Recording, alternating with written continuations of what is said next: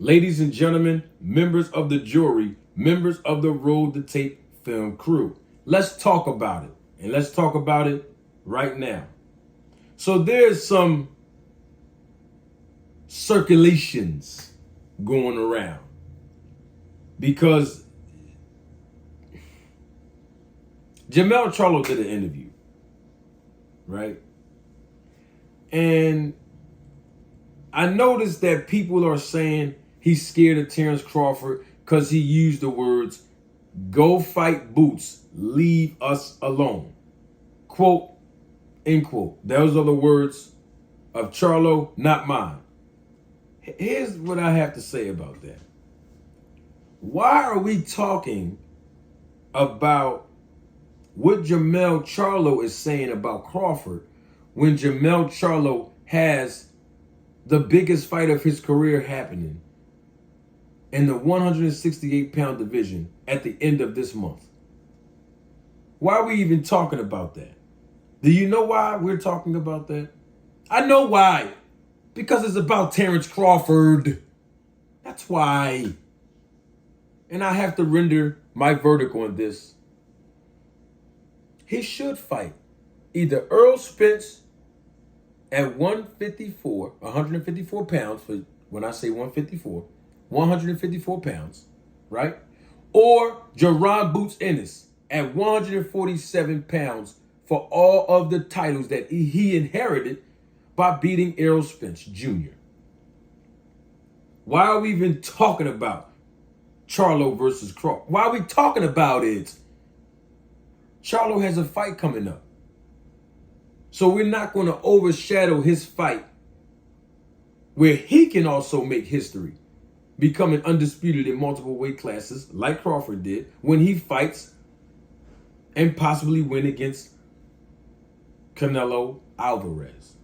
Okay? He's going to get a big payday, by the way. The biggest payday he ever had in his life. And we applaud that. We commend Charlo for stepping up to the plate. But we can't sit here and talk about him versus Crawford and he sounds scared and just stop it. Okay? Because if you do that, then you're also overshadowing another fighter, and that is in Jerron Boots Ennis. And we know that when Crawford was the WBO champion, we got to call a spade and deal with what's real. Boots Ennis was ranked number 2 in the WBO. And we also know that Terence Crawford was on $1 Million Worth of Game podcast. And when they FaceTime Boots Ennis and FaceTime his father and head trainer, Bozy Ennis, and I'm saying they FaceTime, I'm referring to Gillian Wallow, Crawford asked the question to Boots and his dad. Why didn't you become my mandatory? Why didn't y'all make any efforts to become my mandatory at the WBO if y'all really wanted to fight me? Those are Crawford words, not mine. Well, I have a news flash.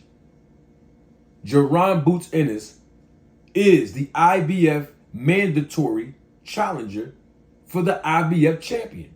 We know this already. In fact, he's the interim IBF title holder. We know this already.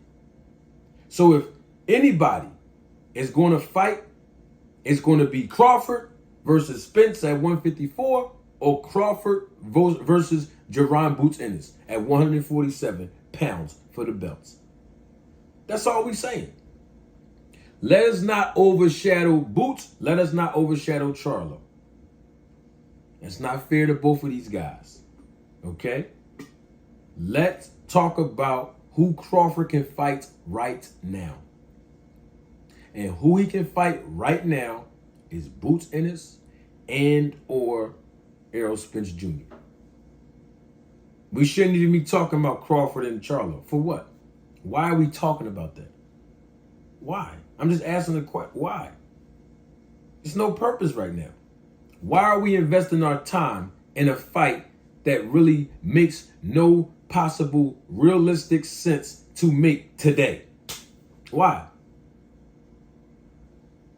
Okay then. Now that we've got that question rhetorically answered, Let's deal with the facts at hand. We want Crawford to fight Boots at 147 pounds. What's wrong with me saying that? Because we keep hearing time and time again that Boots ducked Crawford, that Bozy and them ducked Crawford. Stop it. Okay? Let's deal with the facts at hand now. We want Crawford to fight Boots Ennis to defend those titles that he won and inherited in the welterweight division. Or we want Crawford to fight Errol Spence at 154 pounds in the rematch. That's the only two fights that we should be associating with Terence Crawford right now. Because anything else is uncivilized. And you know what? Dag. Don't take my word for it. Roll the tape.